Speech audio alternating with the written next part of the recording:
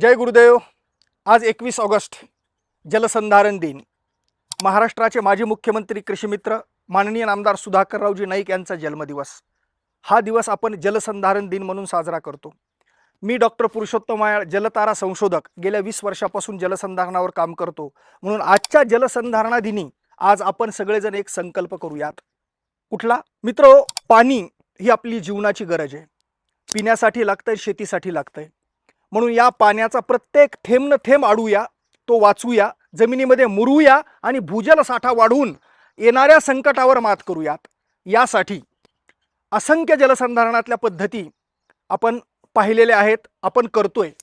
परंतु साधी, सरळ, सोपी आणि तांत्रिकदृष्ट्या योग्य आणि प्रत्येक शेतकऱ्याला, प्रत्येक नागरिकाला, प्रत्येक ठिकाणी पावसाच्या पाण्याचं संवर्धन करण्यासाठी आणि भूजल पातळी वाढवण्यासाठी जलतारा ही एक सुंदर पद्धती परमपूज्य गुरुदेव श्री श्री रविशंकरजींच्या आशीर्वादानं मी 2020 ला संशोधित केली आणि आज पूर्ण भारतभर शेतकरी, भारतभर नागरिक ह्या पाणी संवर्धनाच्या जलतारा प्रक्रियेचा उपयोग करतायत।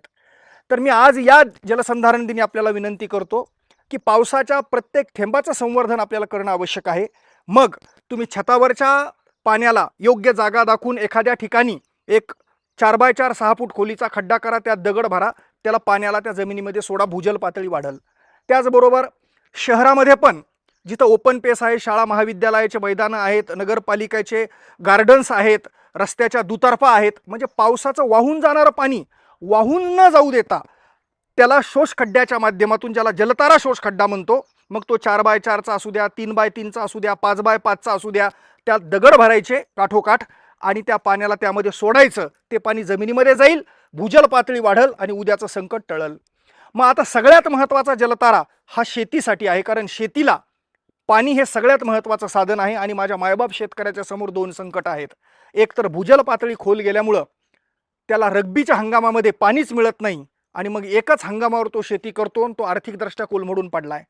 पावसामध्ये, हवामानामध्ये अनियमितता आल्यामुळं आज ढगफुटीसारखे पावस पडतायत, हातातोंडाशी आलेलं त्याचं पीक हे अतिवृष्टीच्या पावसामध्ये पूर्ण संपून चाललंय, माती वाहून चालली आहे। यासाठी जलतारा हा प्रकल्प अत्यंत उपयोगी, परिणामकारक आहे। मग यामध्ये आपण काय करतो की प्रत्येक शेताचं पुनर्भरण करतो, पावसाच्या प्रत्येक थेंबाचं संवर्धन करतो। उदाहरणार्थ 1 एकरच्या क्षेत्रामध्ये जर पाऊस पडायला तर ते पाणी उताराला वाहून येतं। त्या उताराच्या कोपऱ्याला आपण जेसीबी मशीनच्या साह्यानं 5 फूट रुंद, 5 फूट लांब आणि 6 फूट खोल मुरुम लागेपर्यंत एक शोष खड्डा तयार करतो आणि त्याला डोंगरावरचे गोलगोटे किंवा काळ्या पाषाणाच्या दगडानं भरतो।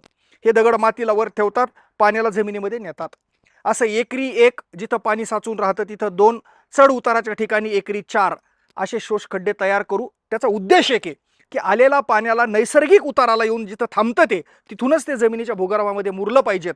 आणि असं गावाला जर 1000 एकर क्षेत्र असेल तर आपण 1000, 1500, 2000 शोष खड्डे जर तयार केले, त्याला दगडाने व्यवस्थित जर भरलं तर गावाच्या शिवारात 4 महिने पडणाऱ्या पावसाचा थेंब न थेंब संवर्धित होईल आणि तो योग्य ठिकाणी साठवल्या जाईल। ते ठिकाण आहे जमिनीचा भूगर्भ, म्हणजे प्रचंड प्रमाणामध्ये भूजल पातळी वाढते। माझा अनुभव आहे जलतारा संशोधक म्हणून। इथं संशोधन केलं, मंठापरतूर तालुक्यातल्या 200 गावात केलं, जिथं डिसेंबरमध्ये टँकर होता, आता तिथं 12 महिने विहिरी भरलेल्या आहेत। 1 पिकावरचा शेतकरी 4 पिकावर गेला, सुशिक्षित बेरोजगार मुलं शेतीला पाणी मिळाल्यामुळे शेतीकडे आकर्षित झालेले आहेत। तर हा म्हणजे चमत्कार जलताराने केलेला आहे। आणि म्हणून मी आज शहरी आणि शेती अशा दोन्ही ठिकाणी जलतारा प्रकल्प किती उपयोगाचा आहे, तो किती साधा आहे, किती सरळ आहे, त्याला कोणीही करू शकतं। म्हणजे असं म्हणतात ना, याच्यात कुठलंही रॉकेट सायन्स नाहीये। आणि प्रत्येक थेंब वाचून जमिनीच्या भूगर्भात नेण्याचं आज जलसंधारणा दिनी आपण सगळे संकल्प करूयात। यासाठी जलतारा हा प्रकल्प आपल्याला खूप फायदेशीर ठरेल। यावेळी व्यतिरिक्त तुम्हाला काही अधिक माहिती लागली तर मार्गदर्शनासोबत तुमच्या ठिकाणी येऊन आम्ही उतार कसा करतात, मार्किंग कशी करतात, खड्डा कसा करतात, हे सगळं काही तुम्हाला आम्ही मार्गदर्शन करू, प्रत्यक्ष मदत करू। आणि आपण सगळेजण मिळून आज संकल्प करू की पावसाचा प्रत्येक थेंब भगवंतानं आम्हाला दिलाय आणि त्याचं संवर्धन करण्याची जिम्मेदारी आज आमची आहे। आणि त्याची साठवणूक जमिनीच्या भूगर्भात करून भूजल पातळी वाढवण्याचा अभियान आपण सगळेजण राबवू। त्यातून आपली शेती समृद्ध होईल, पाण्याची टंचाई संपून जाईल, देश जलसमृद्ध होईल आणि कृषीप्रधान देशाला भरपूर प्रमाणामध्ये जर पाणी शेतीला उपलब्ध झालं तर आपला मायबाप शेतकरी हा आर्थिक समृद्ध होईल, अधिकचे उत्पादन घेईल, यातून बेरोजगारी पण संपल आणि रामराज्यातली गावं निर्माण होतील.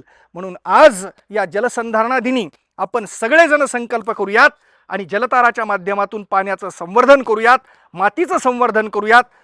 याचे फायदे पण तुम्हाला मला सांगायला फार अभिमान वाटेल की भूजल पातळी तर वाढतेच, पण पाण्याचा निचरा होतो, पिकं वाचतात, माती सुरक्षित राहते आणि हे पाणी 4 महिने खड्ड्यातून जमिनीत गेल्यामुळं हे चहूबाजूला पसरतं, त्याचा ओलावा तयार होतो, तो 12 महिने टिकतो 2-3 पावसाळ्याच्या सीझन नंतर आणि त्यात सूक्ष्म जीवजंतूंचं संवर्धन होतं, ते अन्नद्रव्य निर्माण करतात आणि नैसर्गिक जैविकता जपण्याचं काम यातून साध्य होतं. म्हणजे ज्याला म्हणतात ना नैसर्गिक शेती, हे नैसर्गिक शेतीचा व्यासपीठ जलताराचा शोषखड्डा ठरलाय. हे मी 5 वर्षाच्या माझ्या संशोधनातून अनुभवातून आपल्याला सांगू इच्छितो. म्हणून पाण्याचं संवर्धन जलताराच्या माध्यमातून करूयात आणि जलसमृद्ध राष्ट्र बनूयात. खूप खूप धन्यवाद.